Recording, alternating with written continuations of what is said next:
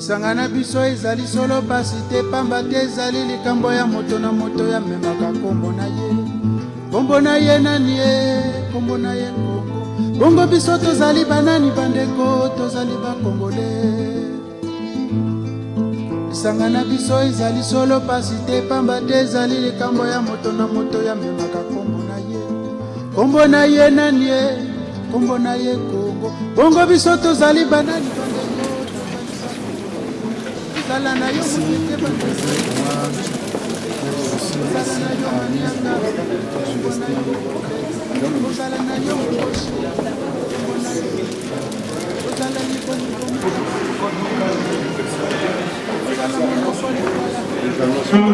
avons l'honneur ici d'accueillir Michel Montsompaya, conférence. L'association très heureux d'accueillir un lien dans ce temple de la connaissance, le docteur-chercheur en management financier, Michel Montsompaya, pour cette conférence débat autour de son livre. Entre le bon sens et l'alternance absolue, l'Afrique à la croisée des chemins. Merci à tous d'être là. J'attire votre attention, bien sûr, sur le fait que cette conférence, une présentation du livre et ensuite des débats. Alors ces débats doivent se dérouler dans le calme et dans la sérénité afin que tout ça soit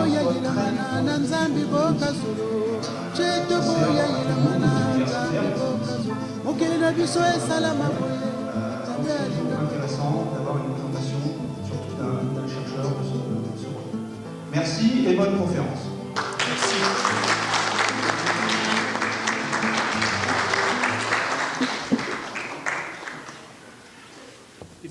Bonsoir à tous et merci de vous être déplacés nombreux. C'est un plaisir et un honneur de recevoir Michel Montsompaya. On a déjà évoqué son livre, j'ai eu l'occasion de le lire attentivement. Ça parle de démocratie à l'africaine. Et quelques blancs que nous sommes dans cette salle, on a toujours l'impression que la démocratie c'est d'origine européenne. Je crois que l'arbre à palabre en Afrique étaient les prémices de la démocratie. Alors c'est un livre qui est passionnant, qui est une vraie richesse, y compris pour les Européens, parce qu'il fouille le concept de la démocratie et démontre que ça n'est pas nécessairement applicable de la même manière partout. Et donc,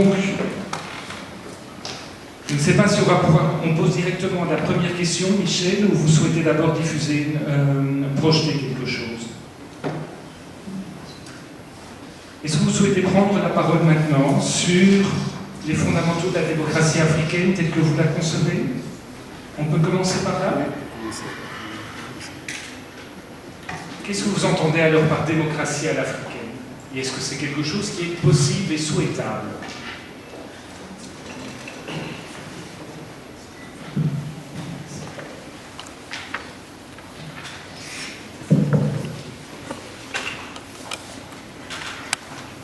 Mesdames et messieurs, bonsoir.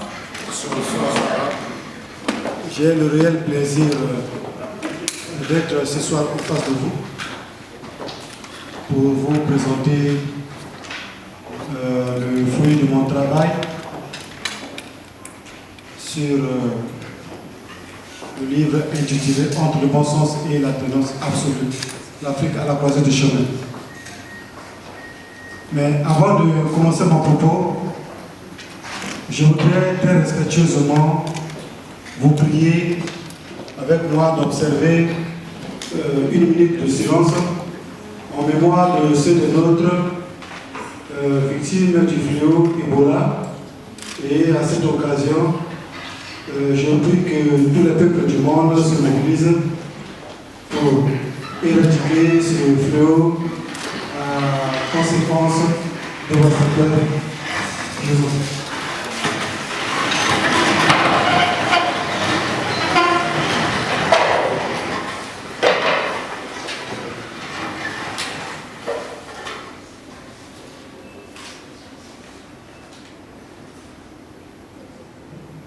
Merci beaucoup.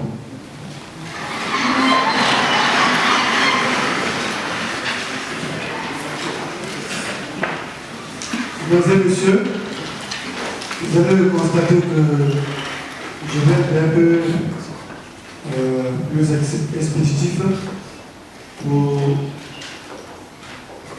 nous permettre de tous avoir un peu du temps au débat. Donc le livre dont j'ai l'honneur de vous présenter ce soir part d'un constat, qui a été fait d'après des recherches, des analyses sur différents mots qui minent l'Afrique aujourd'hui. Puisque l'Afrique est en ébullition.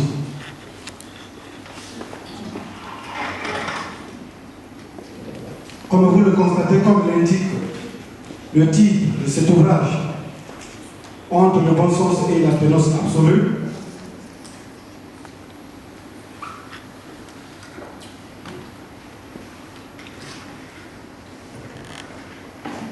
ce livre présente deux objets. À savoir le bon sens, qui est une vertu de la démocratie à l'africaine que j'appelle de mes voeux, fondée sur le respect, la concertation, le dialogue, le compromis, le consensus et les valeurs initiatiques. De l'autre côté, c'est une vertu de la démocratie à l'occidentale fondée sur le strict respect des textes existants.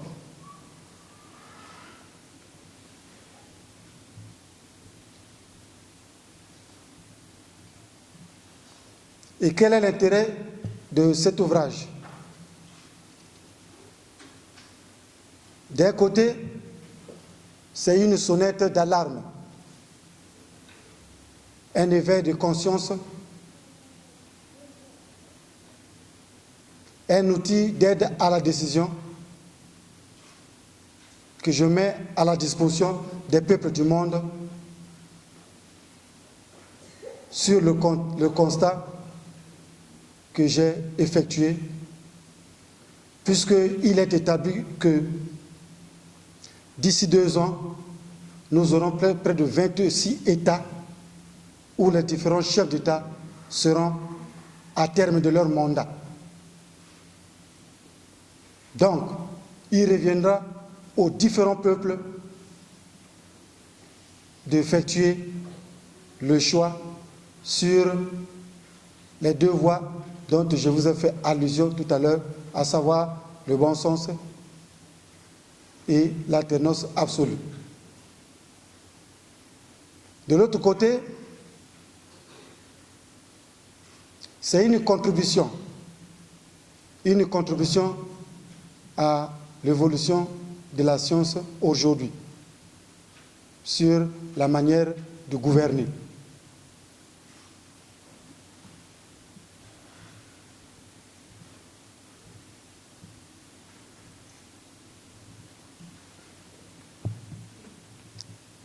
Quelle est la problématique de cet ouvrage? C'est un constat fait à travers un système de triangulation de la démocratie. C'est-à-dire, nous avons 3 systèmes de démocratie et qui s'appliquent en Afrique, à savoir la démocratie à l'asiatique, la démocratie à l'occidentale et la démocratie à l'africaine. Tous ces systèmes de démocratie appliqués, sinon utilisés en Afrique, conduisent à l'aliénation des cultures africaines. Et cette aliénation entraîne au génocide, aux guerres civiles, aux viols, aux assassinats, aux attentats, aux mutilations et bien d'autres. Devant l'incapacité de faire la synthèse des différentes démocraties, nous nous posons la question selon laquelle, quelle est la meilleure voie que l'Afrique doit emprunter aujourd'hui parmi les deux, à savoir le bon sens et de l'autre la tenance absolue.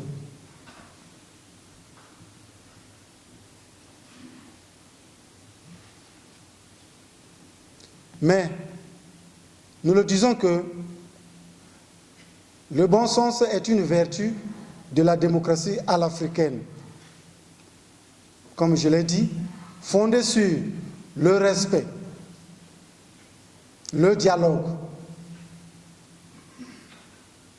le consensus, le compromis et les valeurs initiatiques.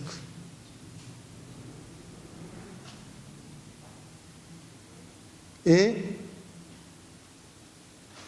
la tenance absolue, qui est une vertu de la démocratie à l'occidentale, fondée sur le strict respect des textes existants.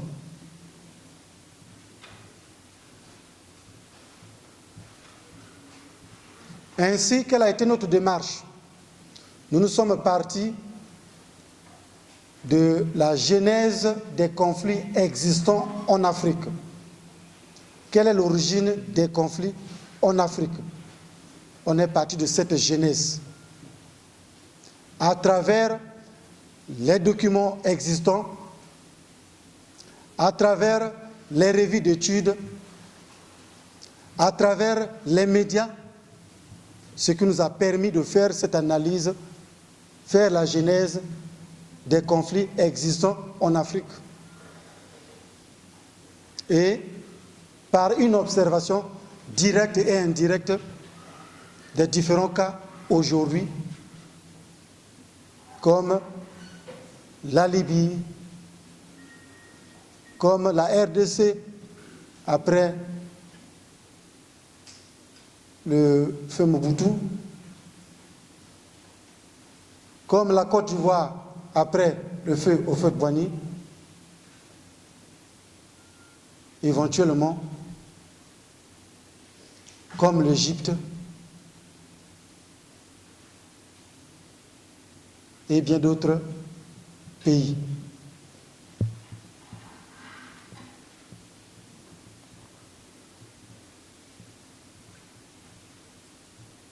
Mesdames et messieurs, ce livre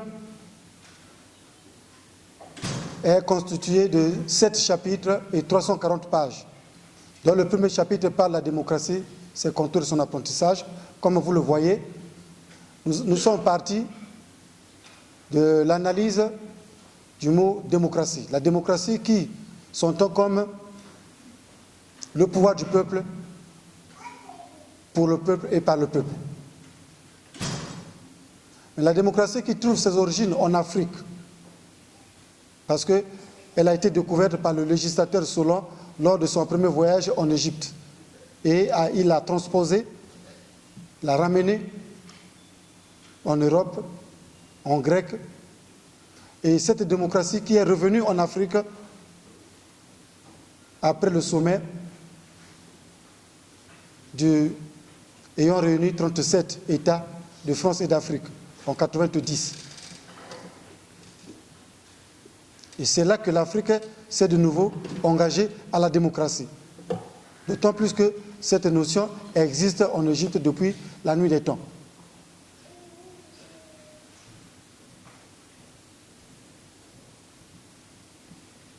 Le deuxième chapitre est consacré au mythe de la termitière et son application dans la vie des nations.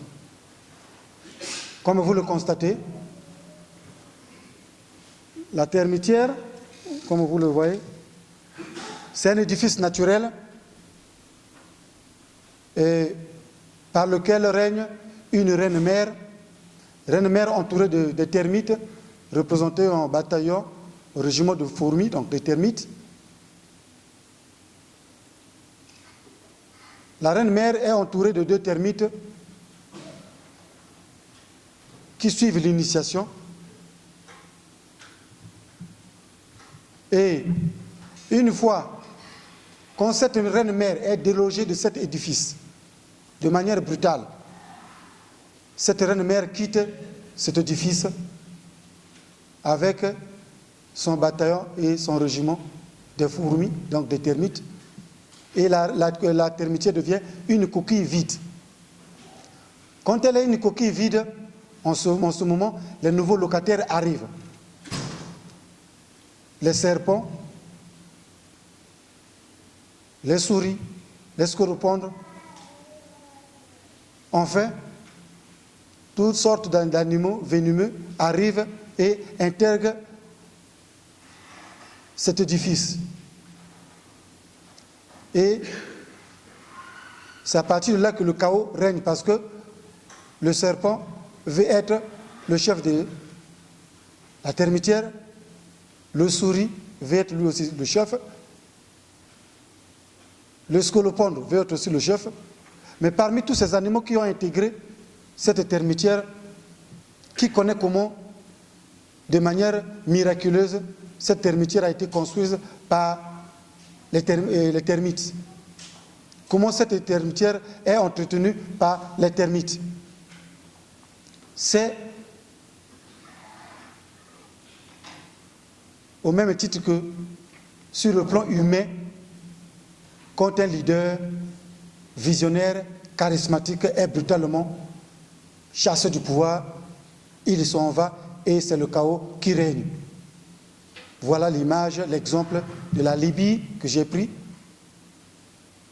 où le chaos commence à régner après le départ du leader charismatique, de l'Irak, de la Côte d'Ivoire au prophète Boigny, de la RDC après Mobutu, les guerres à répétition, éventuellement de l'Égypte, de la Tunisie. Voilà ce que veut dire le mythe de la termitière. Nous avons le 3e chapitre qui parle de la dictature, de l'urgence et de l'action salutaire, et éventuellement le 4e chapitre qui parle des icônes de la dictature, de l'urgence et de l'action salutaire. Par dictature de l'urgence et de l'action salutaire, c'est une vision, une philosophie que peut adopter un chef d'État, un leader qui exerce une vision, une manière de diriger son peuple, mais cette vision est qualifiée de dictatoriale par les observateurs, par certaines personnes. Mais quel est le résultat de cette vision? Quelqu'un qui est dur, applique des méthodes fortes et il est sévère. Pour quel résultat? Pour une économie prospère, pour un résultat meilleur, pour des actions salutaires pour son peuple. C'est pourquoi j'ai pris l'exemple de Fidel Castro, de Mao Tse-tung, de Charles de Gaulle et bien d'autres.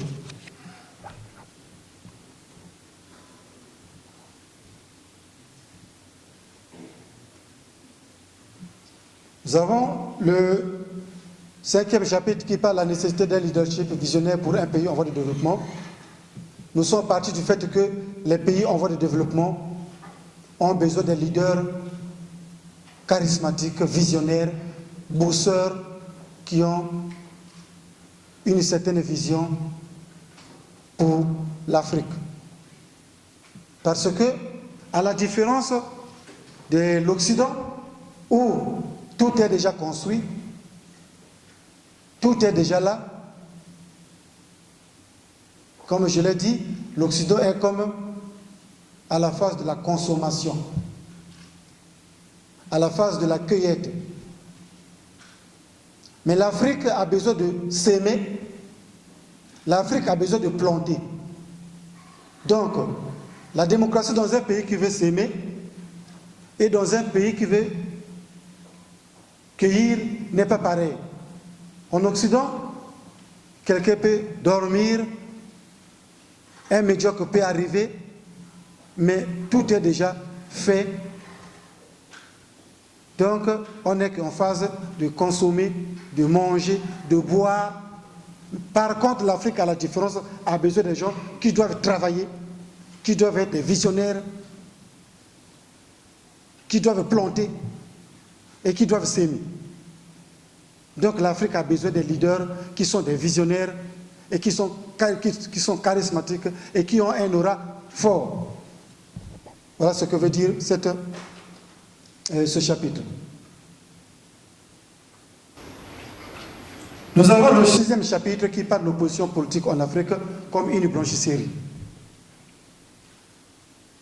Le constat a été fait, est-ce que les opposants en Afrique sont réellement pour la cause des peuples ou bien pour leur propre cause, leur propre intérêt? C'est vrai que, après une longue analyse, vous allez constater que, je l'ai vu, on a tous suivi, ceux qui font des déclarations. Au Burkina Faso, c'est des anciens ministres qui sont opposants. Mais hier, il était ministre. Pourquoi il n'était pas à l'opposition? Est-ce que c'est parce qu'il a été mis de côté qu'il devient opposant? Ou bien, le vrai opposant, c'est celui qui n'a pas été en fonction, qui n'a pas signé de contrat en lieu et place de l'État, qui n'a pas bénéficié des avantages de ce pouvoir, ou bien il attend que une fois il est mis de côté pour devenir opposant.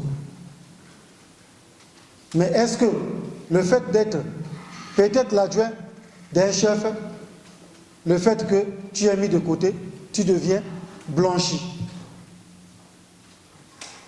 Voilà ce que veut dire ce chapitre. Enfin, nous avons la démocratie à l'occidentale comme facteur de déstabilisation des États. Je parle toujours des exemples simples. Ce qui se passe au Burkina Faso. Aussitôt, nous avons les grandes puissances qui disent « Bon, l'armée doit laisser le pouvoir dans tant de jours. » L'Union africaine dit « L'armée doit laisser le pouvoir dans tant de jours. » Ok, l'armée dit « L'opposition, la mouvance, retrouvez-vous, donnez-nous le nom du nouveau président et nous on cède le fauteuil. » L'opposition qui dit pas à la mouvance. La mouvance qui dit pas aussi du président à l'opposition. Finalement, l'opposition et la mouvance n'arrivent pas à s'accorder.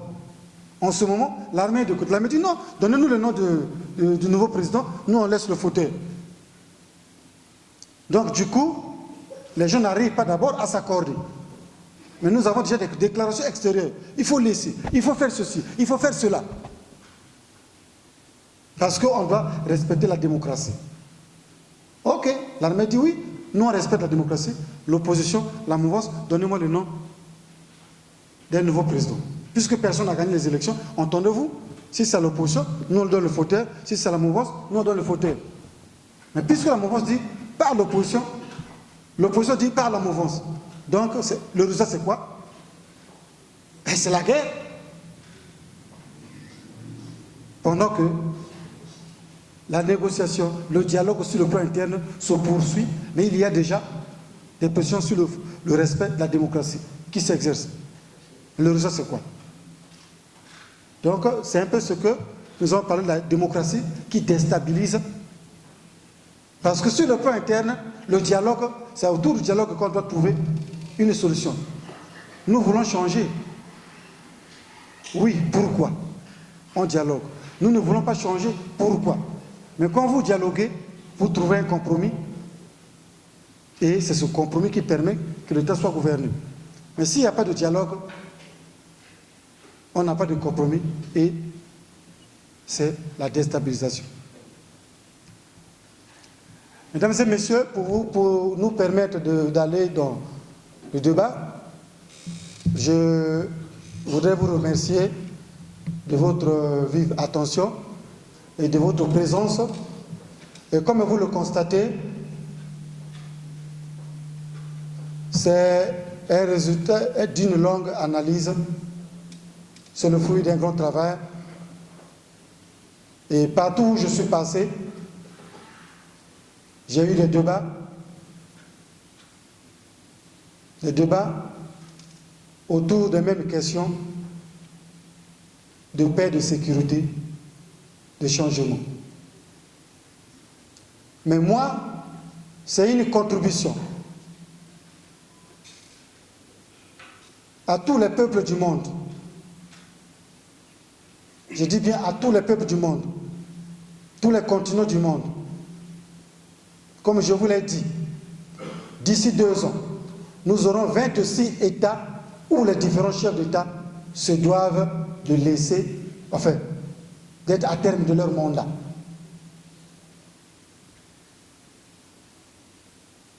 Mais il s'avère que autour des grandes questions se dégagent 2 alternatives sur le changement ou non des différentes constitutions. Et le peuple se trouve comme divisé en 2.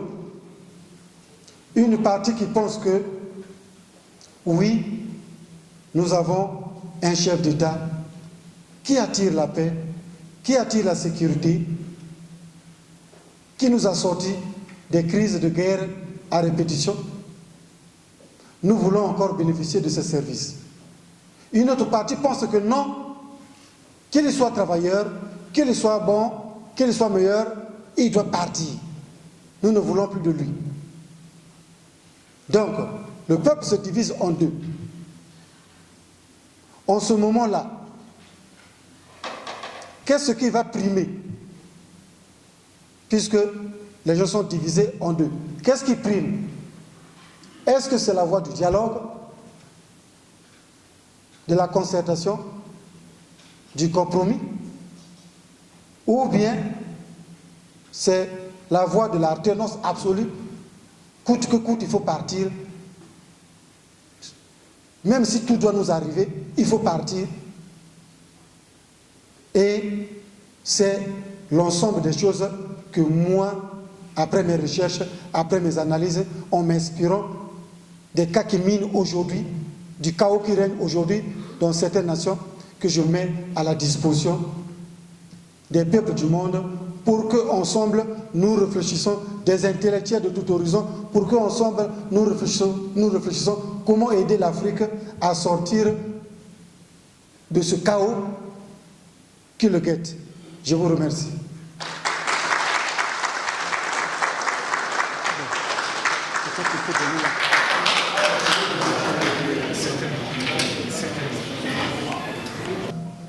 Vous parlez dans le bon sens, des vertus du bon sens, le respect, la concertation et les valeurs initiatiques. Michel, est-ce que vous pourriez préciser ce que vous entendez par valeurs initiatiques, ce que ça signifie? Et le micro va circuler pour des questions de la salle, évidemment. Qu'est-ce que vous entendez par valeurs initiatiques? Merci. Par valeur initiatique, justement, je fais allusion à l'initiation.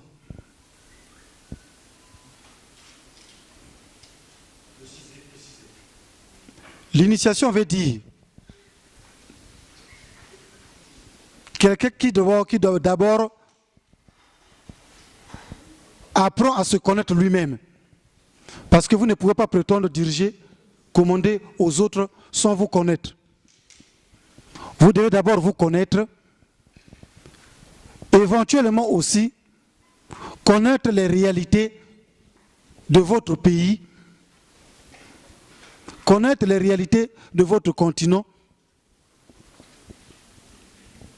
et faire école.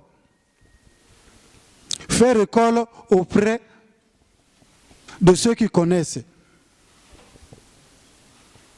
Vous préparez parce que vous ne devez pas tomber du jour au lendemain pour prétendre commander aux autres.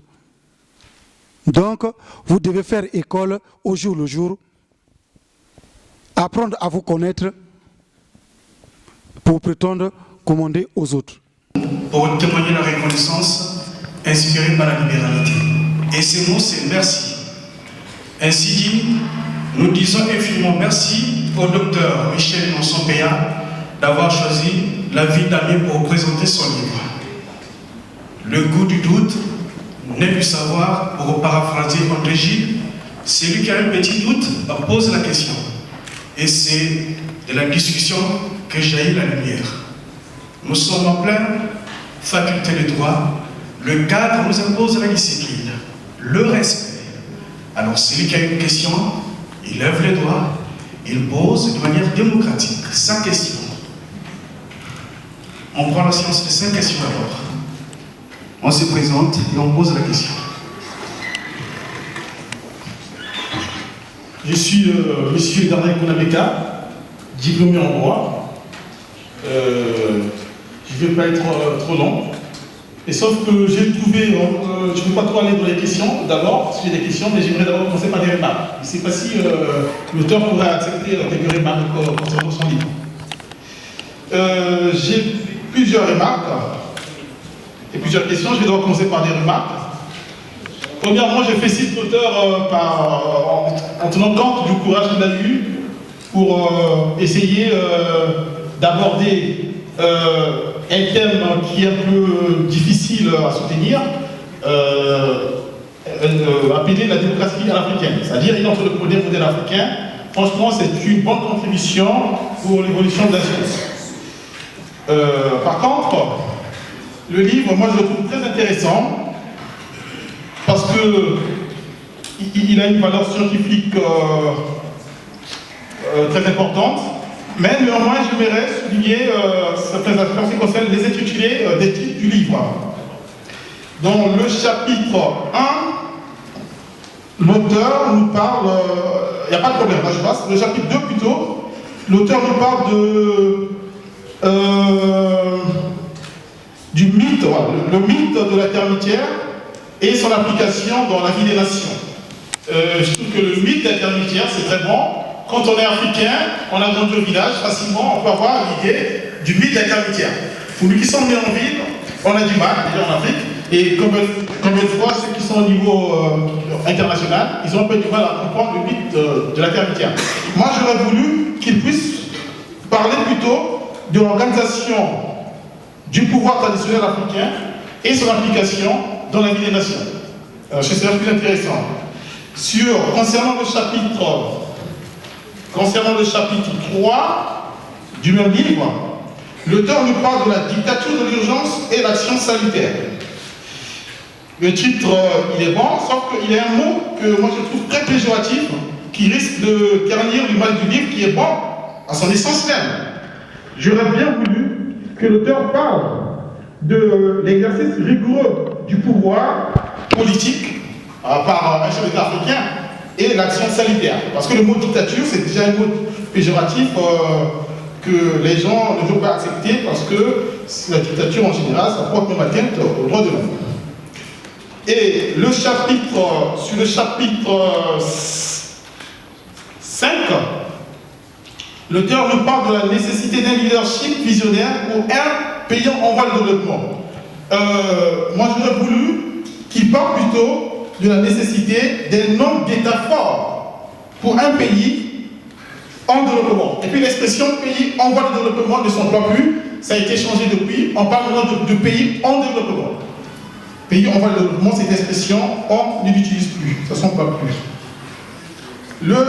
Concernant le chapitre 6, l'auteur nous parle de l'opposition politique en Afrique comme une blanchisserie pour les ex-militaires du pouvoir. Oui, je suis d'accord, c'est vraiment très fréquent en Afrique, mais moi j'aurais bien voulu signifier plus que, en dehors des opposants qui sont dissidents de la majorité présidentielle, il y en a aussi qui n'ont jamais travaillé avec la majorité présidentielle. Il fallait également trouver un intitulé qui devait globaliser toutes ces personnes-là. Par exemple, l'opposition politique en Afrique apparaît inefficace, car elle ne fait pas figure. Donc on aurait pu dire, par exemple, on aurait pu parler de l'inefficacité de l'opposition politique en Afrique, par exemple. Et sur le chapitre 7, démocratie à l'occidentale comme facteur de déstabilisation des États africains. Ouais, mais moi je pense que c'était beaucoup plus l'avènement de la démocratie en Afrique qui constitue un facteur de déstabilisation des pays africains. Mais il y a un point important que j'aimerais souligner. Je pense qu'il n'y a pas d'opposition entre démocratie à l'occidentale et démocratie africaine. Pour moi, comme on disait les philosophes à l'époque, la philosophie, on sait qu'elle vient de l'Égypte et que l'Europe avait appris en Égypte. Sauf que les Européens avaient pris la philosophie et l'avaient développée. C'est comme la démocratie à l'africaine. La démocratie à l'africaine, elle existait bien sûr, sauf que les Européens ont pris cette démocratie-là, l'ont modernisée, en insérant des valeurs qui sont devenues, de nos jours, universelles, comme le pouvoir du peuple par le peuple, l'idée de l'alternance démocratique, les droits de l'homme, voilà, dont la liberté d'expression, liberté de réunion, par exemple. Donc, voilà un peu. Je vais peut-être m'arrêter là, en ce qui concerne les remarques. Donc, je pense que la démocratie à l'occidentale est plutôt une source d'inspiration des États africains, parce que c'est une démocratie modernisée. Je vais passer aux questions vite fait pour ne pas trop monopoliser la parole, pour permettre que l'alternance du micro. Voilà. Questions. J'ai 3 questions. La première question, essaie de savoir, pensez-vous que la dictature de l'urgence peut-elle être salutaire pour les peuples africains? Ne serait-elle pas un moyen de favoriser la confiscation du pouvoir par certains dirigeants africains? Deuxième question.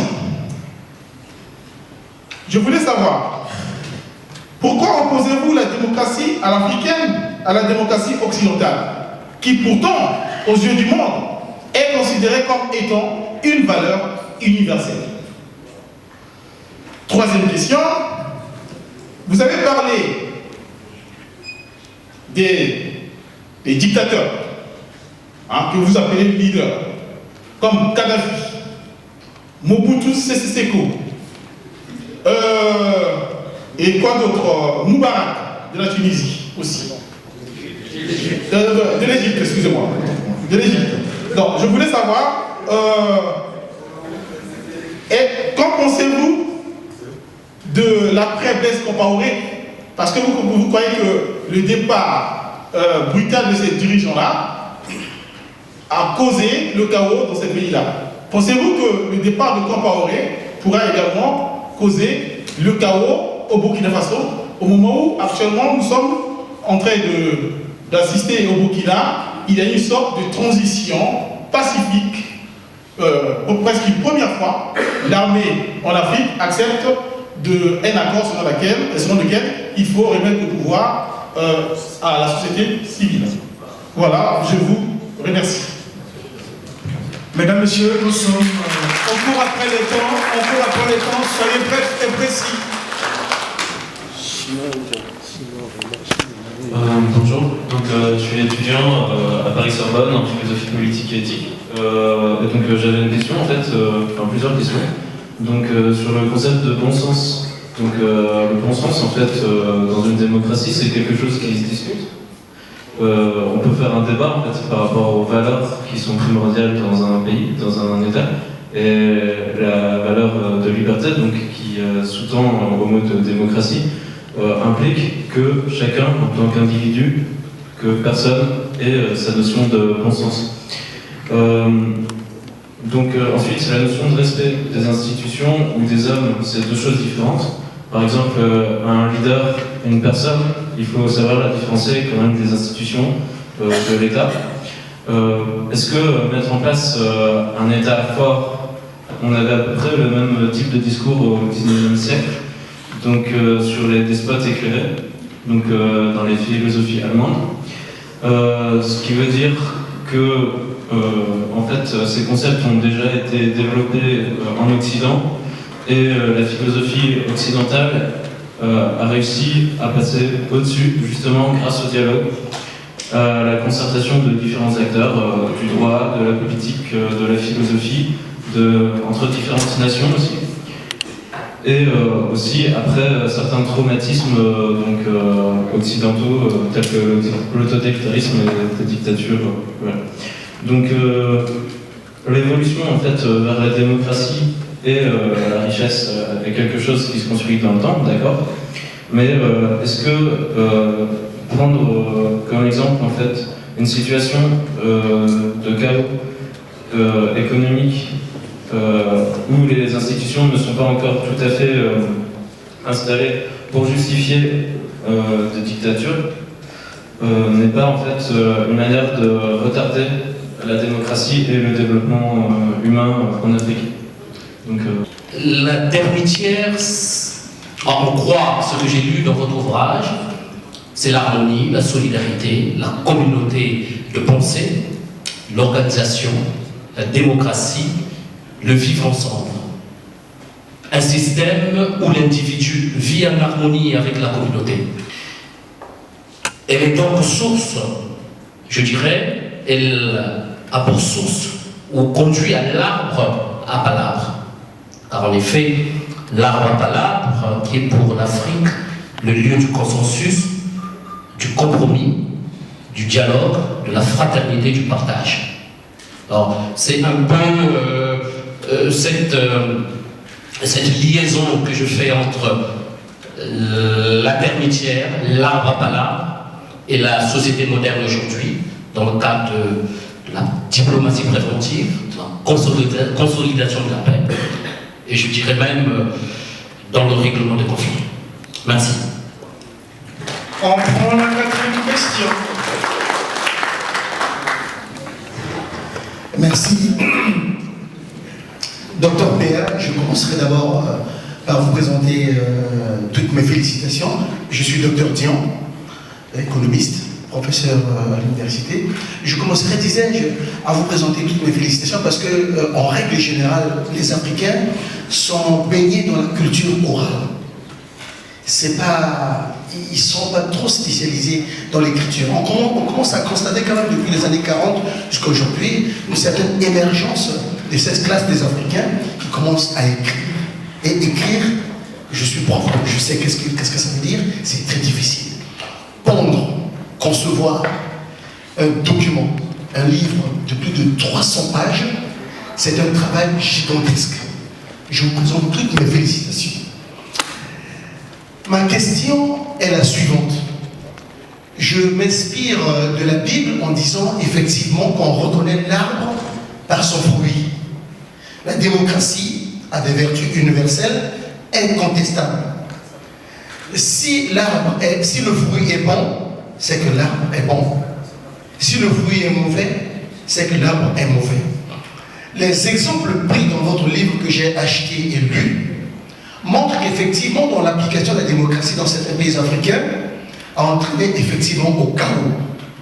Les exemples de l'Irak, de la Libye, font école aujourd'hui. Par contre, j'aurais voulu que vous puissiez éclairer ma lanterne sur un concept extrêmement intéressant, sur l'alternance absolue. N'aurait-il pas fallu utiliser le terme dans le titre, entre le bon sens et l'alternance relative? Est-ce qu'il y a une dichotomie entre l'alternance absolue et l'alternance relative? Merci. Enfin, on prend la 5e question après la première séance. Merci Norbert Saboulin, prof de philo. Voilà. Bon, tout a été abordé presque. Enfin, il me reste finalement reformuler 2 grandes questions. Je vais directement, sans faire effectivement le constat ici du livre, qui vaut son peu son tort par rapport à ce que moi je pourrais trouver comme un roman, mais présenté comme une étude scientifique à caractère universitaire et scientifique, ça me semble très aberrant. Et bon, chacun gardera un peu son jugement par rapport à cela. Je voudrais simplement savoir quel est le préalable épistémologique, parce que quand on pose une démarche d'étude, ce qu'on nous appelle en fait, on pose un préalable de ce que la démocratie a pour origine. Effectivement, l'Afrique, on part vaguement dans. J'ai pas lu le livre, moi je m'appuierai sur les déclarations qui ont été faites sur la présentation ici, que tout le monde a bien compris, sur les 3 parties, et les constats qui ont été donnés. Dans un premier temps, on constate quand même qu'il y a un certain amateurisme par rapport à la question de l'origine de la démocratie. Bon, bref, le terme lui-même n'est pas bien cerné, n'est pas bien défini. L'origine de la démocratie, on peut bien discuter, il ne s'agit pas en Afrique d'une démocratie. Il s'agit en Afrique d'une théocratie, dans une certaine cosmogonie d'origine un peu du pouvoir de ce qu'on connaît à peu près, tournant autour de la chefferie et de la royauté. C'est des pouvoirs royaux qui existent et qui ont toujours vécu de façon séculaire. Il n'y a rien de démocratique dedans. Donc on ne marche pas sur les précédents et les acquis d'une certaine Grèce antique, qui est reconnue aujourd'hui et qui fait de cette cité antique avec Platon qui est pratiquement le premier comme universel. On n'a pas d'Afrique pour dire voilà d'où vient l'Afrique. Cheikh Anta Diop a été clairement à étudier ce phénomène, il a très bien été clair. Il y a des savoirs qui viennent de l'Afrique, il y a des choses qui viennent de l'Afrique, mais il y a quand même certaines choses qui ne viennent pas de l'Afrique. Donc la démocratie telle qu'elle est, vécue telle qu'elle a été, modernisée et appliquée, créée d'ailleurs de toutes pièces. Elle n'était déjà pas ce qu'elle était. Elle avait, dans un premier temps, quelques balbutiements et des difficultés avec la cité grecque. Elle a été modernisée après. Bon, ça c'est pour montrer simplement que le préalable épistémologique qui est posé est faux. Déjà, la démocratie n'est pas le propre de l'Afrique. Il s'agit des royaumes qui aujourd'hui ont conservé en quelque sorte une partie de leur façon de fonctionner. En dépit du fait qu'effectivement on ne peut pas parler de démocratie, non, on n'a jamais connu la démocratie. On essaie d'être imprégné aujourd'hui de quelques libertés sur le plan politique venant de l'Occident, avec le discours de la mort de Mitterrand. On nous a donné quelques espoirs d'accéder à la liberté. Et ces espoirs ont été presque un peu étouffés. Et quand je vous donne ma première question par rapport à ce constat, c'est de savoir comment pourrez-vous ignorer aujourd'hui que la cause expliquez-moi un peu le constat amer que vous faites et simplissime, d'après lequel le chaos en Afrique serait de la responsabilité, je ressors de l'application de la démocratie au sens européen, au sens universel, où elle a une signification. Donc je veux une réponse par rapport à ça. C'est autrement dit, c'est ignorer tout simplement que ces régimes ont fonctionné dans une conception historique, sans être presque un peu, on nous l'a dit d'ailleurs, on n'est pas dans l'histoire, Sarkozy nous l'a rappelé, ce qui est faux, mais bon, bref. Disons-le que au moins ces régimes ont gardé une certaine autonomie, une certaine capacité à vivre un peu dans... Voilà, expliquez-nous comment vous pouvez poser ce préalable, vous ignorez tout simplement que le chaos aujourd'hui, comment vous l'infiltrez à la démocratie occidentale. Première question. Ma deuxième question, c'est de savoir, bon, finalement, quand vous développez tous les 3 paragraphes, tous les 3 chapitres, permettez-moi s'il vous plaît, on se rend compte qu'il y a un objectif... à ce livre, mais en ce moment-là, il fallait que ce soit plutôt un roman, parce que tout du point de vue scientifique, c'est de toute façon ça a prouvé. On s'abreuve un peu dans l'ignorance totale. Rien n'est. Ce que vous déclenchez, mis à part quelques savoirs initiatiques que vous dégainez, mais bon, on n'est pas dans l'initiation. Quand on parle de science, il faut expliquer un peu les choses clairement. Quand on veut une étude, on veut la dégainer dans un temple universitaire, il s'agit d'une étude, il faut être clairement dire. Donc le mythe, par exemple, de la terre entière, c'est un mythe qui existe, une interprétation que vous faites. Donc expliquez-moi un peu cette interprétation que vous faites. Est-elle initiatique? Ou vraiment vous pensez qu'on va fonctionner? Ou alors la démocratie fonctionne, le meilleur système fonctionne comme ce mythe? Deuxième question. Est-ce que c'est vraiment... simplement une métaphore que vous utilisez, ou vraiment pensez-vous que l'Afrique doit fonctionner comme cette terre entière? Bref, troisième question, excusez-moi, pardon, c'est de savoir, c'est la plus ludique, hein, c'est de savoir, bon, bref, on écrit tous, il y a des écrits en France, des gens qui écrivent en France, des études qui sont là, qui existent, des chercheurs français et congolais sont ici, qui écrivent des choses, et d'autres, je voudrais savoir un peu, bon, le prix, d'où vient effectivement la source de financement? Est-ce que c'est en tant que chercheur belge d'origine, enfin diplômé belge, ou alors d'où viennent ces financements qui fassent que vous êtes parti à la conquête presque de la France, pour ne pas dire de l'Europe, puisqu'il y a un peu une partie de la Belgique qui est impliquée. D'où vient ce financement-là? Il y a beaucoup des chercheurs qui sont là, qui écrivent. Est-ce que d'où viennent ces moyens pour avoir ce pouvoir? Je sais que ça n'a rien à voir avec le courage, bien entendu, mais c'est une question qui se pose. C'est une question qui a une connotation politique. Enfin, je ne sais pas, c'est donc d'où vient effectivement. Voilà, merci.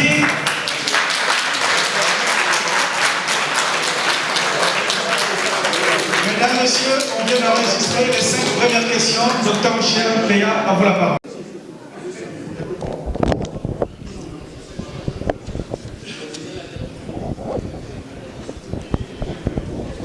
Merci. Je voudrais dire que, s'il vous plaît, suivez. Je voudrais dire que c'est justement ce débat dont nous cherchons. Parce que la démocratie, c'est aussi cela. C'est le débat. Et non des comportements déviants.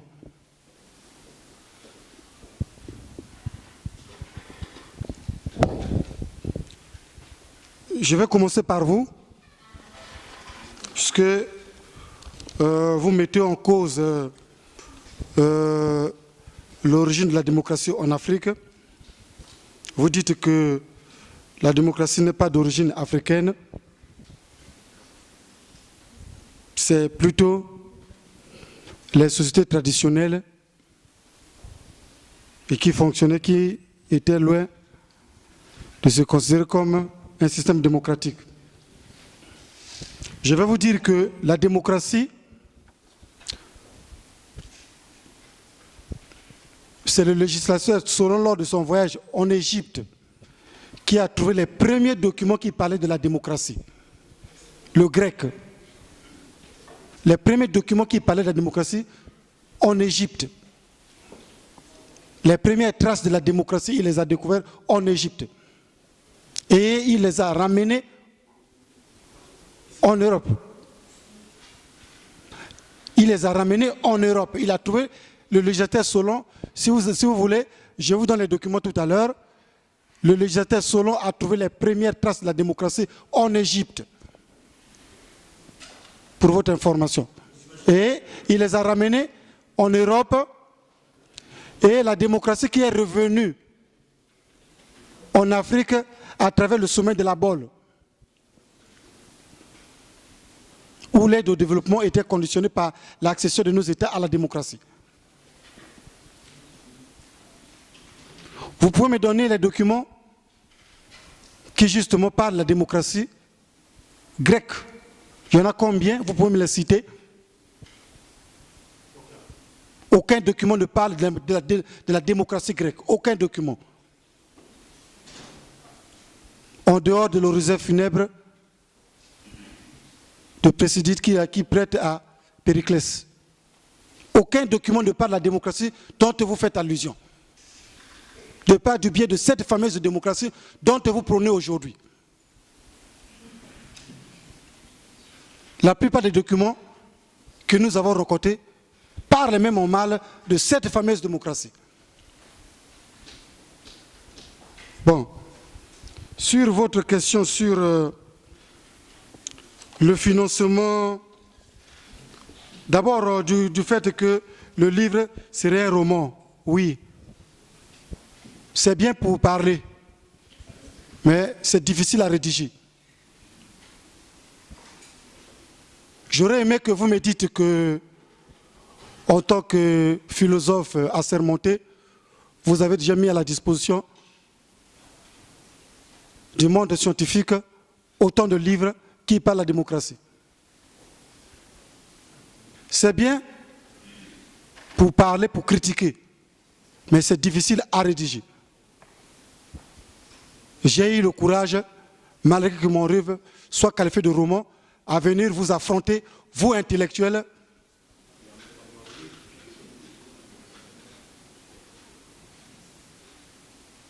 ici en France. Je n'ai pas fui le débat, je l'accepte. Les critiques, je les accepte. Bon, sur le financement du livre, mais justement, je constate que au niveau des réseaux sociaux, les gens racontent sur le financement, le financement. J'ai rencontré beaucoup de tracts tout à l'heure avant l'entrée en salle qui empêchent les gens à venir assister, participer au débat parce que le financement serait de, je ne sais pas qui que ce soit. Mais est-ce que vous pouvez me dire aujourd'hui, toutes les voitures que les gens roulent dans votre pays, le Congo, toutes les maisons que les gens construisent dans votre pays, le Congo, qui les a financées? La vie, c'est un choix. Autant que j'ai financé pour le livre, autant que j'ai acheté une voiture, autant comme tous les Congolais, autant que j'ai construit une maison comme tous les Congolais. Mais la vie, c'est un choix. Chacun de nous a une vision, chacun de nous a... C'est là où le Seigneur l'amène.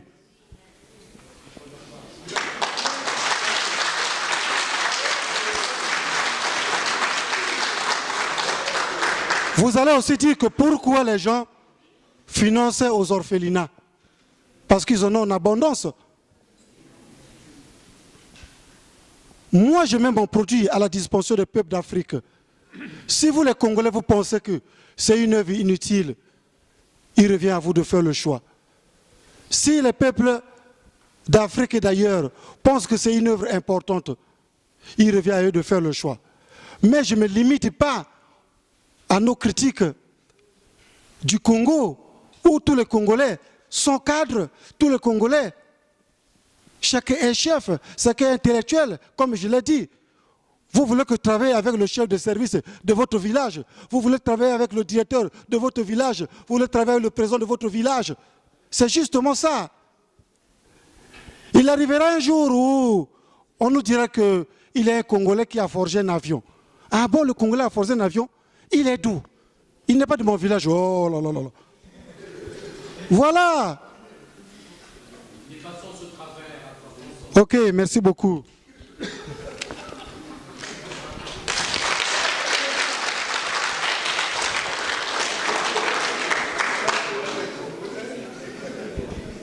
Bon, sur la question de notre frère de Sciences Po, qui parle de la démocratie à l'occidentale, qui prend le dialogue. Oui, il a parlé de leaders visionnaires, qui est une vision du 19e siècle. Mais je veux vous dire que les leaders visionnaires, l'Afrique en a besoin. Et même si vous pensez que c'est une vision, une pensée du 19e siècle, je dis non. L'Afrique en a besoin aujourd'hui des leaders visionnaires, charismatiques, à la différence de l'Occident, où on a eu des gens comme les Charles de Gaulle qui ont travaillé pour la France et qui ont eu une certaine vision et qui ont mis cette vision à profit de leur nation. À l'image de Mao Tse-tung, qui ont travaillé pour ce que la Chine devienne ce qu'elle est aujourd'hui.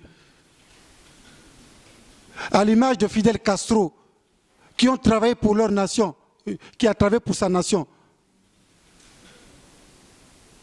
pour que son pays soit ce qu'il est aujourd'hui. L'Afrique a besoin justement des bosseurs, de ceux qui doivent travailler. Mais quand vous parlez du dialogue en Occident, mais je vais vous dire que en Occident, le dialogue vient après. Après la casse, après la grève, c'est là où vient le dialogue. Il faut d'abord qu'il y ait grève en Occident. Il faut d'abord qu'il y ait grève pour qu'il y ait dialogue. À la différence de l'Afrique, où le dialogue vient en premier lieu. Dans nos sociétés ancestrales, le dialogue vient avant.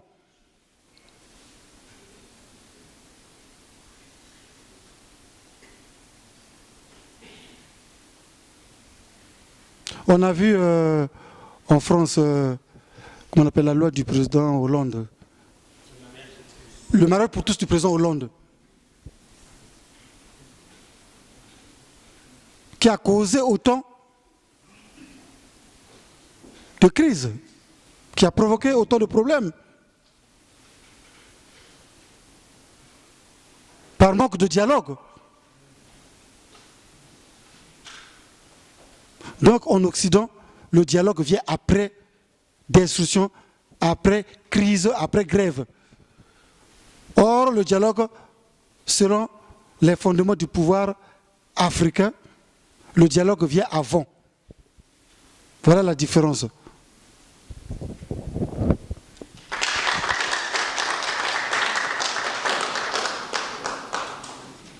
Bon, il y a le caractère mythique de la termitière, où on fait allusion à l'arbre à palabres et qui est une démocratie préventive. Mais le caractère mythique de la termitière, comme je l'ai abondamment expliqué dans l'ouvrage, vous savez que la termitière a un caractère mystique.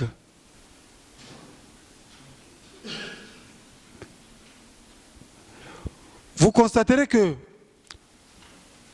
tous ceux qui rentrent en rébellion, tous les termitières et tous les termites qui rentrent en rébellion, quand ils sortent de la termitière, ils sont soit capturés par les oiseaux qui passent, soit par les hommes qui font la cueillette pour la consommation.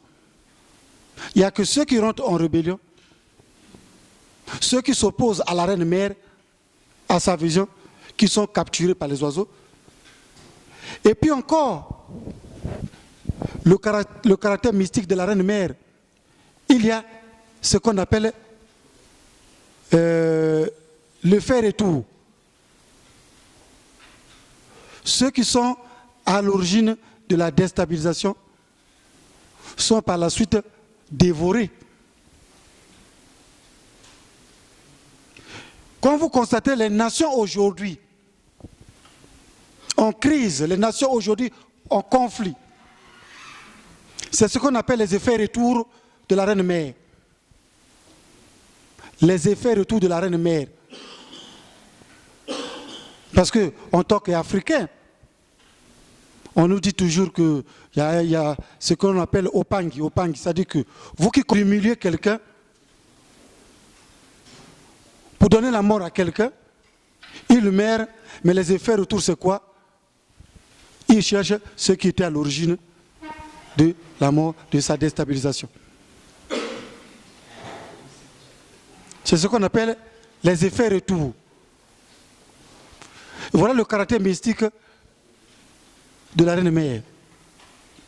Bon, à la question sur, après le départ du président Blaise Compaoré, est-ce que nous pensons que le Burkina Faso ne peut pas retrouver sa paix parce que sa reine mère est partie? Mais moi je crois que c'est la question que je dois vous poser. Parce qu'à travers le mythe de la termitière, j'ai expliqué. Je suis parti de beaucoup d'exemples, de beaucoup de cas.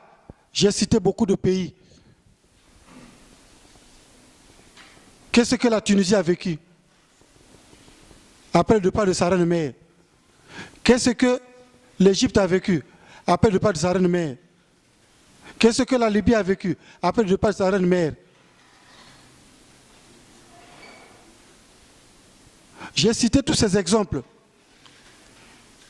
Est-ce que le départ d'un leader qui occasionne une cinquantaine de morts, une centaine de morts, mais quel est le choix à faire entre un départ brutal qui occasionne 100, 500, 1000, 2000, 3000, 5000 morts? Moi, je crois qu'il y a des voies appropriées pour faire partir un leader. Abdou Diouf fait partie par la voie des urnes. Il était parti du pouvoir. Abdoulaye Wade est parti par la voie des urnes. Mais il y a eu élection. Organiser les élections, ce n'est pas synonyme de les gagner. Ah non! Le président Sassou Nguesso au Congo-Brazzaville a organisé les élections en 1992. Il avait une armée, c'est lui qui a organisé les élections, mais pourquoi il les avait perdues? Donc c'est le même peuple congolais qui lui avait refusé le suffrage en 1992, qui peut encore lui refuser.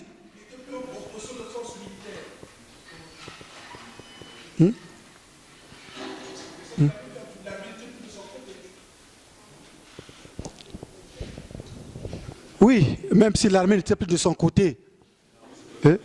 Mais c'était un président en exercice qui a organisé les élections. Il a accepté le résultat des urnes et il est parti. Voilà. Autant qu'on lui a refusé les urnes hier, on peut la lui refuser aujourd'hui. Ce même peuple qui a fait partie le président Blaise Compaoré, par la voie des urnes, ce même peuple pouvait lui refuser les urnes et il partait de manière naturelle et tranquille. On n'allait pas voir beaucoup de Burkinabés qui ont perdu leur vie. On n'allait pas arriver à la situation où le pays est déstabilisé. Ce même peuple pouvait lui refuser son suffrage. Et il partait. Autant qu'il le fait partie par la voie de la violence, autant qu'il devait le faire partie par la voie des urnes. Donc vous constaterez que nous prenons le dialogue. Le dialogue. Aucune personne n'est éternelle au monde. Aucun chef d'État n'est éternel au monde. Mais c'est le dialogue que nous prenons, le compromis, comme je l'ai dit. Pourquoi nous voulons changer? Nous nous retrouvons, non, on ne peut pas changer, voilà les raisons. Pourquoi on ne doit pas changer? Voilà les raisons. C'est le dialogue. Ils sont en train de dialoguer aujourd'hui. Mais ce dialogue aurait pu venir hier.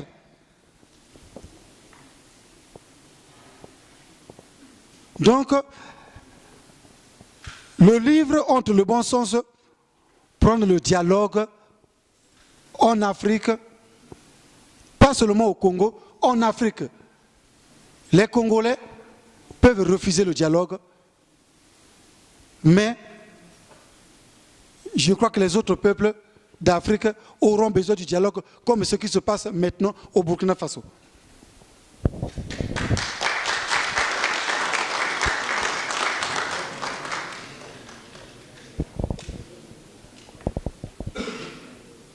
La dictature de l'urgence, bon, ça c'est dans les remarques de notre frère.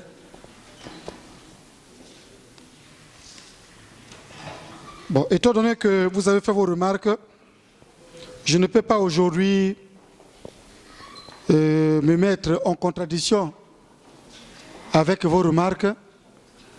Je prends en compte vos remarques et je vais les enrichir dans l'espoir que cela soit profitable pour moi.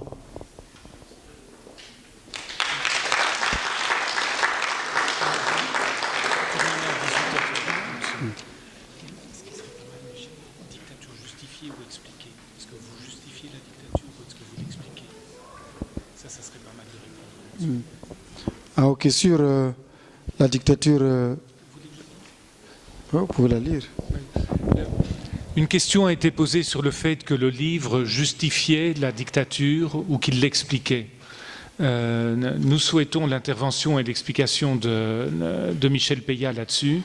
Est-ce que dans son livre, il justifie la dictature ou est-ce qu'il l'explique? Comme passage de transition. Merci. C'est vrai que notre confrère a fait une remarque sur cette préoccupation et il a fait une proposition autre sur ce concept. Ici, nous ne justifions pas la dictature comme nous pouvons le penser. Mais La dictature ici, c'est juste un état d'esprit. C'est juste une philosophie. C'est juste une méthode. C'est juste un moyen. Un moyen, comme je l'ai dit, une manière qui permet à un chef d'État ou bien à un responsable d'une structure, d'un service, un responsable qui est à la tête d'une direction, d'un service, d'un État, d'un ministère, d'une institution, d'appliquer une certaine méthodologie, une certaine vision, comme un peu, on le dit, un peu sévère envers ses collaborateurs, être strict rigoureux envers ses collaborateurs, mais pour permettre à une action salutaire, à un résultat meilleur. Mais cet état d'esprit peut être qualifié de dictatorial, des méthodes dictatoriales. Mais pour une action salutaire, pour le bien-être de cette population. C'est ce que nous faisons allusion.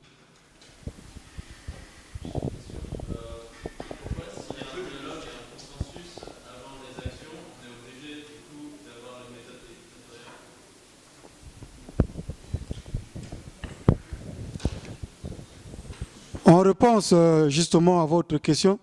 S'il y a un dialogue, s'il y a un consensus, pourquoi on est obligé d'avoir une méthode dictatoriale? Tout à l'heure, je viens de vous l'expliquer que c'est un état d'esprit, c'est une vision.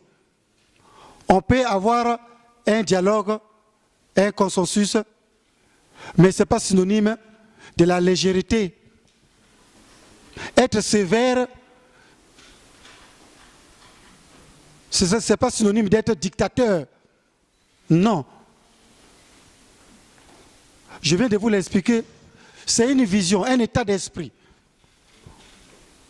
Ça se passe même dans nos différents foyers. Margaret Thatcher était appelée dame de fer, mais elle n'était pas dictateur. Mais pourquoi elle était appelée dame de fer? Parce qu'elle était rigoureuse dans ses méthodes de travail, par sa vision, envers son peuple. Mais elle n'était pas dictateur. Donc, dame de fer, c'est aussi un état d'esprit. C'est comme un chef d'État, on peut aussi appeler homme de fer. Mais ce n'est pas synonyme d'une dictature. Question, oui. J'ai une question à poser, s'il vous plaît. Je suis monsieur Jim, je suis vice-président d'une grande association dans l'Oise.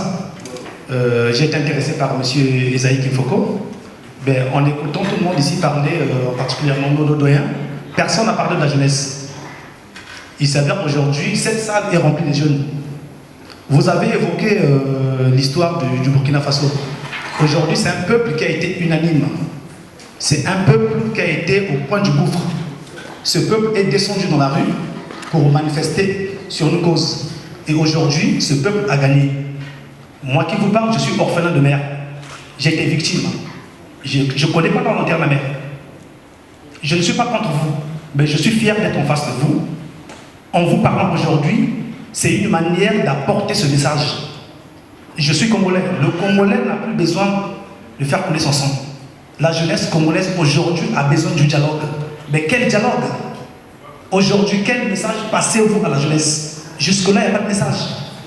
Jusque-là, il n'y a pas de message. Aujourd'hui, si je peux m'inspirer du discours de Barack Obama, qui parle du président africain, apparemment, c'est contradictoire par rapport à ce que vous dites. Ce qui a été écrit sur votre livre. Excusez-moi, je suis jeune, vous êtes passé par la jeunesse. On doit discuter. Quel message, vous qui êtes là, vous allez passer à la jeunesse pour que cette jeunesse aujourd'hui ne descende pas dans la rue? Parce qu'ils sont prêts, ils ne sont pas lâches. Mais ils ont peur aujourd'hui de faire couler leur sang aujourd'hui. Ils ont été victimes. Ils sont plus courageux que les Burkinabés. C'est une jeunesse sacrifiée qui pleure tous les jours. Vous, vous êtes là. Quel message apporterez-vous aujourd'hui à cette jeunesse qui vous regarde? Ce n'est pas les vieux qui ont rempli cette salle. On va nous remettre 100 000, 200 000, 400 000, 500 000 pour prendre les armes pour aller nous battre. Mais demain, vous serez dans les VX, les V8. Vous allez nous regarder à distance. Aujourd'hui, on périt. La plupart des jeunes qui sont ici, c'est des diplômés. Aujourd'hui, ils sont des demandeurs d'asile ici en France. C'est quoi leur avenir? C'est quoi leur avenir? C'est des jeunes sacrifiés. Voilà, c'est le message que nous voulons, le dialogue. Il y a un dialogue parfait. C'est ça le problème. C'est ça le problème. Merci.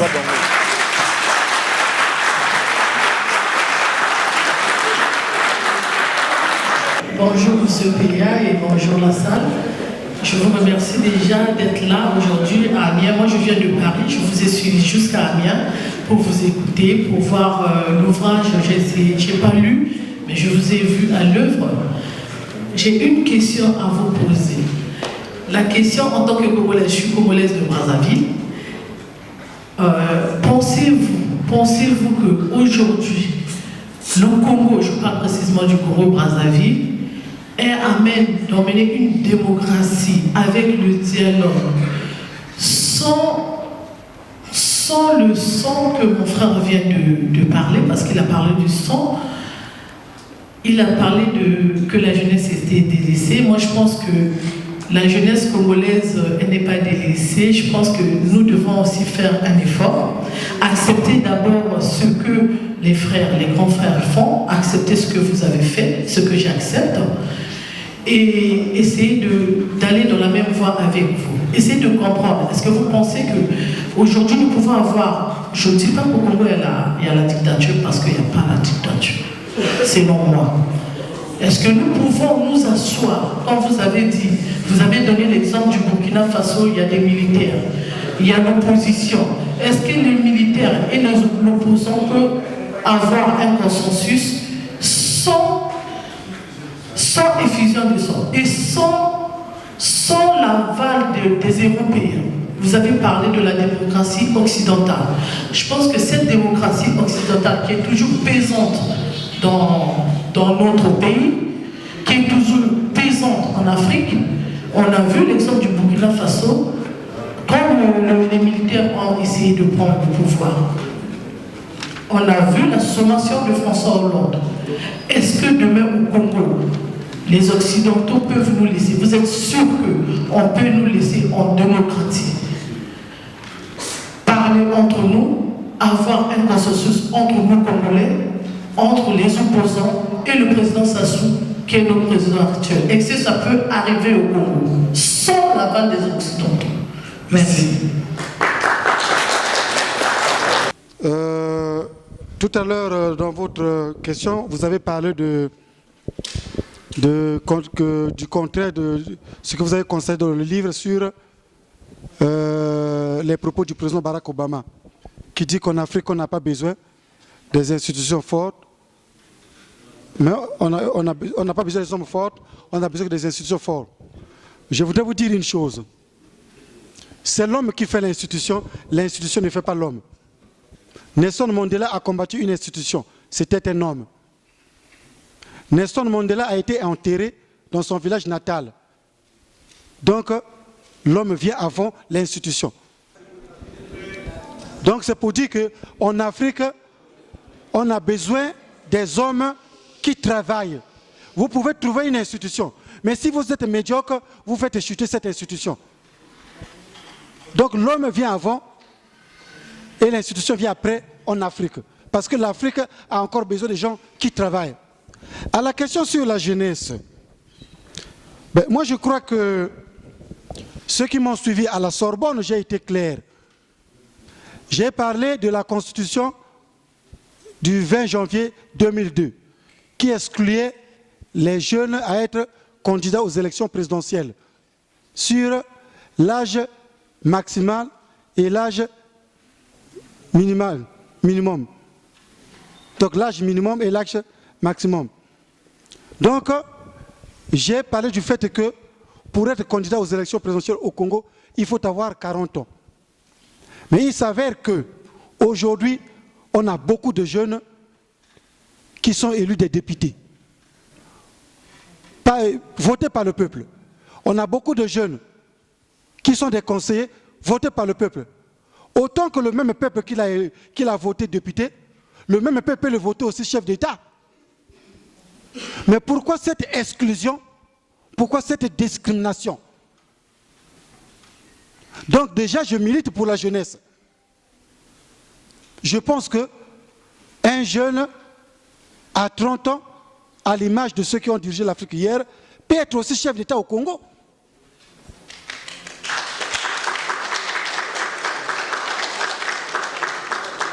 Nous avons le verrou sur la Constitution.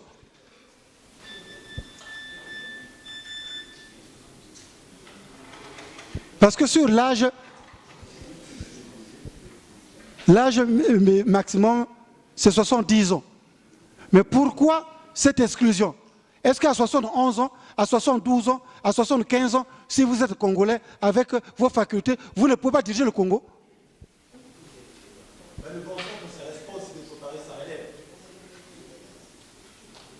Donc, je parle déjà pour la jeunesse, pour que cette conclusion donne le droit même aux jeunes d'être candidats.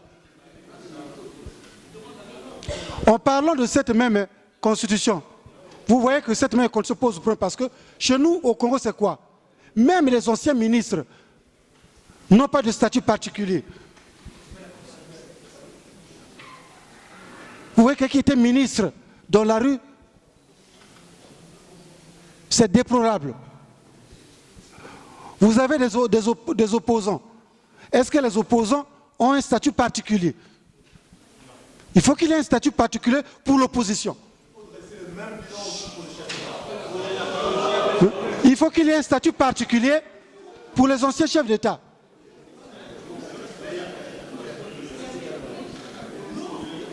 Vous voyez? Donc, il faut qu'il y ait un statut particulier pour l'opposition. Il faut qu'il y ait un statut particulier pour les anciens ministres. Il faut qu'il y ait un statut particulier pour les anciens chefs d'État. Nous sommes arrivés à la fin de notre conférence débat. Remercie au docteur Michel Peya. On va s'en applaudir s'il vous plaît, on applaudit très fort.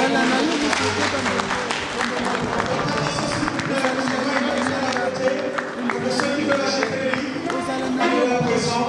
Merci encore. Et à très bientôt. Ozala monoko likwala kombo nayo kongole bavili bakuta bakuni bozali bakongole mokili na biso esala maboye nzambe alinga pe boye mokili esala maboye bandeko po nzambe alinga pe boye beto ku Kongo bateleta seno kintwadi bungu kintwadi ku Kongo kakena kanin pasiko bayaya ku Kongo bateleta seno kintwadi bungu kintwadi ku Kongo kakena kanin pasiko talatinga nteke kwaku nkumbu ni Kongole talatinga mumboshi kwaku nkumbu ni Kongole talatinga ndari kwaku nkumbu ni Kongole talatinga mbembe kwaku nkumbu ni Kongole talatinga bomitaba nkumbu ni Kongole bavili bakuta bakuni nkumbu ni Kongole ambe ncheto boya yilamana na nzambi boka solo ncheto boya yilamana nzambi boka solo mokili na biso esalama boye nzambe alinga pe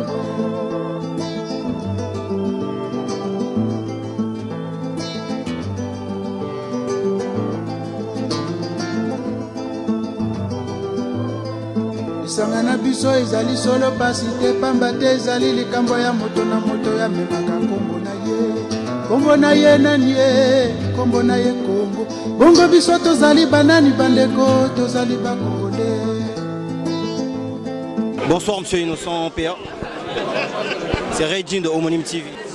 Alors j'avais juste une petite question pour ne pas répéter le frère qui vous a parlé de la jeunesse tout à l'heure. Qu'est-ce que vous pensez de la réaction de différentes personnes à travers vos tournées en France et en Europe, le Canada y compris? Bon, À travers ma tournée, j'ai constaté que les jeunes sont beaucoup préoccupés aux questions de changement et les jeunes se soucient de leur avenir. Donc c'est un message que nous lançons tous, nous les jeunes, à l'endroit de nos dirigeants, pour qu'une préoccupation, une attention soit orientée vers nous la jeunesse, puisque la jeunesse est l'avenir de demain. Et est-ce que vous pensez qu'un dialogue serait possible un jour au Congo? Je l'espère bien, je l'espère bien. Merci beaucoup. Je vous en prie. Je suis venu jusqu'à Amiens pour essayer d'entendre l'approfondissement de ce concept. Parce que j'expliquais quelqu'un en sortant, la théorie de la termitière me fait penser à la théorie japonaise qu'on appelle le wa. Le wa japonais veut dire que l'individu qui vit dans la société vit en harmonie avec la collectivité. Ce qui veut dire que tout ce qu'il fait n'est qu'un maillon de la chaîne globale de la société. Dans la termitière, on vit la même chose entre les fourmis et la reine. Tout est canalisé, ordonné, et on vit une espèce d'harmonie dans l'organisation de la termitière. Or, nos sociétés, en fait, se fondent sur ça. Et quand il y a problème, il y a la palabre, consensus, compromis, dialogue. Et on arrive à trouver les solutions à tous les problèmes. En fait, les conflits sont élagués par cette théorie de la termitière qui permet aux uns et aux autres de trouver leur voie, de trouver le sens de la collectivité, d'atteindre les objectifs inhérents à la société ou au groupe social. Et est-ce que vous pensez qu'aujourd'hui la vie sociale africaine ou mieux la vie politique africaine demain ou après-demain pourrait ressembler à l'organisation de la termitière un jour? Bien entendu, si on repart dans les fondamentaux de la tradition africaine, de la cosmogonie africaine, on retrouvera ces fondements. Nos ancêtres ont vécu avec. Quand il y avait un problème, les gens se retrouvaient autour de l'arbre à palabre et on discutait, on n'en sortait là que quand on a trouvé un compromis. Et ça a élagué tous les conflits. Et voilà pourquoi, en termes de société moderne et d'organisation de la société actuelle, j'ai parlé là par rapport au concept de la termitière comme étant un cadre de diplomatie préventive ou de règlement de conflits. J'ai participé à plusieurs conférences, débats de M. Innocent Péa. Et j'ai remarqué qu'à chaque débat, on parlait toujours de la démocratie qui n'est pas bien définie, selon vous. La démocratie représente quoi dans le monde et en Afrique en particulier? Je vous remercie de me poser cette question, mais je vous répondrai le plus simplement du monde. C'est-à-dire que non seulement la démocratie constitue une vertu universelle, elle doit être expliquée simplement, que ce soit en Afrique, en Asie, en Europe ou partout au monde, sur l'ensemble de la planète. La démocratie est toujours considérée comme étant le pouvoir du peuple, par le peuple, pour le peuple. C'est-à-dire que le peuple, dans tout système démocratique, doit être considéré comme l'alpha et l'oméga. Une fois que c'est défini comme ça, c'est clair, même pour celui qui est en première année de fac. Voilà. Maintenant, quand tu rentres dans les désidératas, quand tu rentres dans les détails, quand tu fais de l'analyse de méandre, donc analytique, à ce moment-là, tu vas te perdre. Mais tu retiens seulement cette partie linéaire, que c'est le pouvoir du peuple, par le peuple, pour le peuple. Là, tu as compris tout système démocratique. Vos réactions par rapport au livre? Alors, le livre, je l'ai dit dans mon intervention, c'est un livre d'une grande qualité. C'est un ouvrage d'une grande valeur scientifique. Une 300aine de pages, c'est pas donné. Moi-même, je suis prof, je rédige mes cours, je sais qu'est-ce que ça veut dire. Et au jour d'aujourd'hui, sur une thématique, une problématique comme celle de la démocratie, et particulièrement avec les futurs 26 chefs d'État qui s'apprêtent à aller au terme de leur mandat et dont nous savons que nombreux sont ceux qui souhaitent plus ou moins toucher ou pas, nous rendons compte que c'est une problématique assez difficile. Mais moi, en tant que Congolais de Brazzaville, j'aimerais apporter quand même un œil assez nouveau là-dessus. Alors, aujourd'hui, non, depuis hier plutôt, le parti qui est au pouvoir au Congo, qu'on appelle le Parti Congolais du Travail, a eu à donner une position qui m'intéresse, qui m'interpelle. Parce que sa position est la suivante. il faut demander au peuple d'appliquer la démocratie, c'est-à-dire demander aux jeunes, demander au peuple de pouvoir s'exprimer, de voir les contours de la constitution actuelle, les avantages et les inconvénients, le contexte historique par lequel il a été adopté. Et par rapport à ça, le parti qui est au pouvoir ou le gouvernement qui est au pouvoir va se prononcer. Maintenant, en relation avec une question très intéressante qui avait été posée par un jeune sur le rôle de la jeunesse. J'ai aimé la question du jeune. Pourquoi on ne parle pas des jeunes?